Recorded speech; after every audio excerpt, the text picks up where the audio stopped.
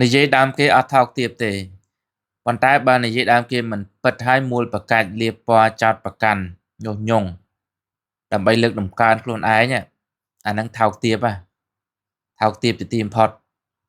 ដោយអត់មានសមត្ថភាពឬក៏អត់មានវិធីសាស្ត្រក្នុងការធ្វើឲ្យខ្លួនឯងនឹងមានតម្លៃបែរទៅជានិយាយដើមគេមូលប្រកាច់គេវាយប្រហារគេលៀបពណ៌គេដោយគិតថាប្រហែលជាធ្វើអញ្ចឹងទៅខ្លួនឯងមានតម្លៃបើវាពិតប្រាកដទោះជាថាដើមគេនឹងវាអាក្រក់ឲ្យតែយើងជាមនុស្សនិយាយពិតប្រាកដមិនអីទេមិនថោកទេនៅតែថ្លៃដដែលប៉ុន្តែបើសិនជាដើមគេនឹងវាល្អហើយបែរទៅជានិយាយមិនល្អពីដើមរបស់គេដោយគិតថាអញនិយាយចឹងទៅវានឹងធ្វើឲ្យអញនឹងវាអស្ចារ្យគិតខុសយល់ខុសហើយណាមនុស្សដែលថ្លៃថ្នូរ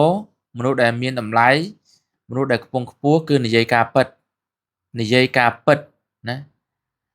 ដូច្នេះបើសិនជាចង់មានតម្លៃត្រូវនិយាយការពិតកសាងសមិទ្ធផលសមត្ថភាពស្នាដៃបាទ